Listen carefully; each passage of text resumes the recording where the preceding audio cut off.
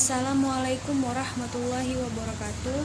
Saya Windy Fatmala, mahasiswi Universitas Syah Kuala, Prodi Peternakan, NPM 1905 1040 117. Video ini saya buat dalam rangka menyelesaikan tugas mata kuliah penyuluh peternakan kelas 02.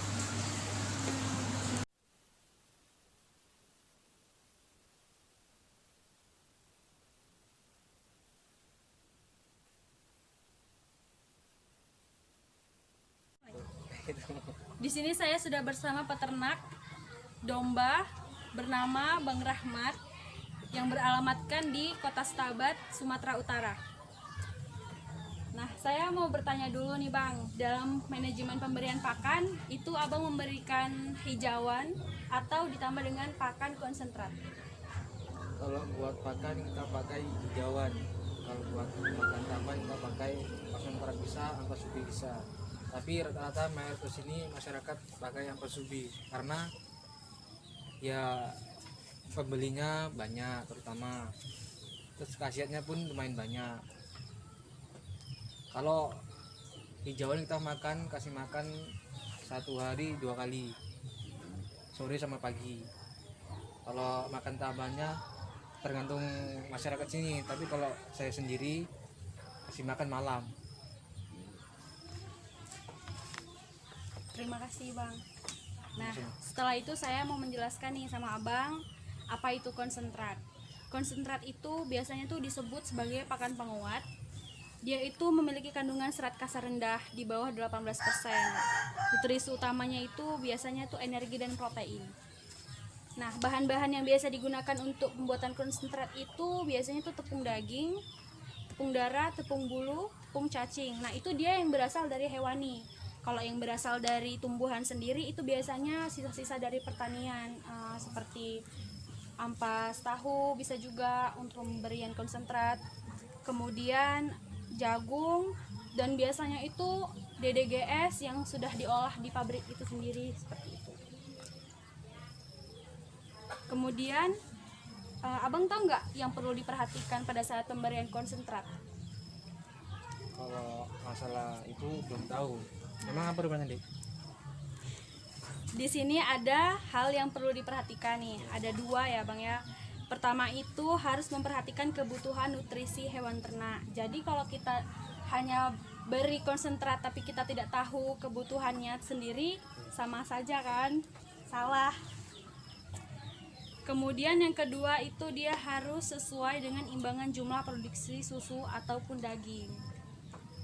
Di sini saya ada formulasi pakan konsentrat ternak kambing potong yang bisa diberikan juga untuk domba. Tapi karena ini saya hanya penyuluhan, jadi kalau untuk melakukan praktiknya kita kan perlu bahan-bahannya lebih banyak. Jadi bukan hanya modal tapi mencari bahannya itu juga sulit seperti itu. Jadi saya di sini hanya memberitahu formulasinya saja. Nah, menurut Abang tuh tahu nggak sih Indigo Vera? Asing nggak menurut Abang Indigo Vera itu? Kalau Indigo Vera dulu pas saya sekolah pernah dengar asing namanya, tapi nggak tahu apa itu, entah hijauan entah apa, nggak tahu. Kalau memang adik tahu bolehlah dijelaskan sedikit. Nah, jadi Indigo Vera itu memang hijauan, tapi dia termasuk ke dalam leguminosa atau kacang-kacangan seperti itu. Jadi Indigo Vera itu di konsentrat ini dia dijadikan sebagai formulasi hijauannya, sama seperti pelepah sawit. Pastinya kalau untuk peternakan di kampung sini itu pastinya sangat asing ya pemberian pelepah sawit, karena dia harus memerlukan alat lagi untuk mencopernya supaya menjadi partikel kecil seperti itu. Abang pernah nggak buat pakai pelepah sawit? Kalau pelepah sawit sini belum ada karena terjangkau, alatnya pun terjangkau. Ya itulah masalahnya, alatnya terjangkau. Di sini saya memberitahu kepada Abang bahwasannya pemberian pelepah sawit sebenarnya diperlukan untuk ternak jantan karena dia memiliki serat kasar yang cukup tinggi yang dibutuhkan oleh ternak jantan itu. Dan untuk mencari pelepah sawit sendiri kan untuk di kampung ini kan juga gampang ya. Jadi gampang, tapi mungkin itulah masalah alatnya tadi. Tapi kalau untuk dijadikan formulasi pakan ini tuh pelepas sawit itu sebenarnya lebih baik karena dia tuh memiliki keunggulan mudah didapat seperti itu.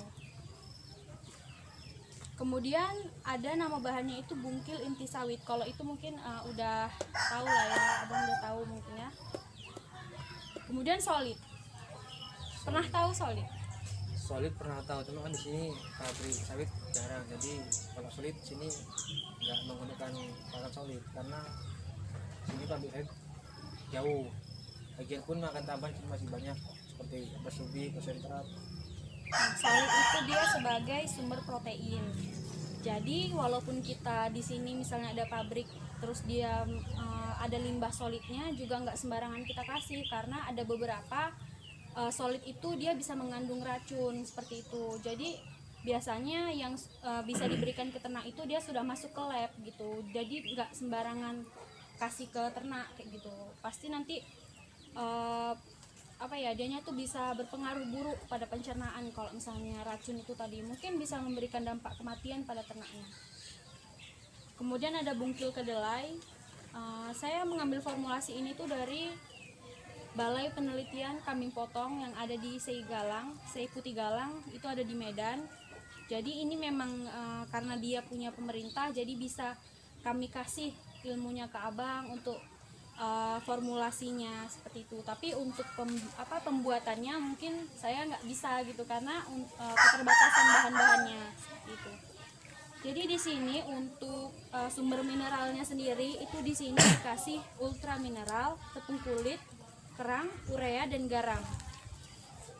Pasti di kampung sini tuh urea itu dijadikan pupuk kan, tapi urea itu sendiri dia mengandung unsur nitrogen, dia tuh sumber protein seperti itu. Jadi dia memang bisa untuk ternak tapi dalam jumlah sedikit. Kalau misalnya untuk ternak itu sendiri biasanya dia hanya 1%, dia nggak banyak karena nanti bisa menimbulkan hal-hal buruk pada ternak tersebut. Saya mau menjelaskan sama abang ciri-ciri konsentrat ataupun limbah ubi yang berkualitas. Sebelumnya boleh nggak abang perlihatkan sama saya ampas ubinya? Ini ada dedak padi. Dedak padi ya. Ini ada ampas ubi sini. Ampas ubinya seperti ini. Ini karena udah ada 2 minggu jadi dia seperti berubah warna, dia seperti ini. Dia kalau masih baru dia warna merah ke kuningan ya, merah ke pink, dia lebih muda, merah muda lah termasuk. Nah, sebenarnya ciri-ciri dari konsentrat ataupun limbah yang berkualitas itu dia memiliki jumlah nutrisi yang cukup, kemudian terbuat dari bahan yang berkualitas baik, kemudian tidak berjamur, tidak bau tengi, tidak menggumpal. Kalau untuk konsentrat dia tidak basah atau lembab. Di sini saya lihat ampas ubinya itu sedikit berjamur ya seperti itu. Jadi itu selama pemberian itu berpengaruh nggak sama ternaknya, atau pernah nggak sih abang temuin ternak yang mungkin terganggu pencernaannya karena pakan tambahannya itu sedikit berjamur seperti itu? Kalau saya alami sendiri, kalau ampas ini sudah lama di sana 1 bulan, ya memang dia baunya menyengat, memang berjamur, rasa pun lembab, dia pun iya, cuma ya domba tetap mau, cuma efeknya saya kurang tahu. Tapi dari pengalaman saya sendiri, ya dombanya tidak akan terjadi apa-apa. Tapi kalau saran dari saya sih lebih baiknya harus diberikan yang berkualitas ya, artinya tidak berjamur, tidak bau, apalagi dikerumuni oleh binatang-binatang kecil, mungkin itu akan berpengaruh ke ternaknya. Mungkin kita selama ini tidak mengalaminya, tapi mungkin pada ternak itu sendiri merasakan, karena kan kita tidak tahu apa yang dirasakan oleh ternak tersebut. Jadi lebih baiknya itu kita berikan yang berkualitas, artinya tidak bau dan tidak busuk, tidak berjamur. Jadi mungkin abang kedepannya bisa belinya tuh sedikit-sedikit gitu. Jadi mungkin ini kan sudah 2 minggu, jadi mungkin hanya untuk seminggu dulu gitu, jangan sampai 2 minggu, jangan stok, mungkinnya seperti itu, jangan stok lah bahasanya. Jadi mungkin belinya tuh sedikit-sedikit aja dulu seperti itu.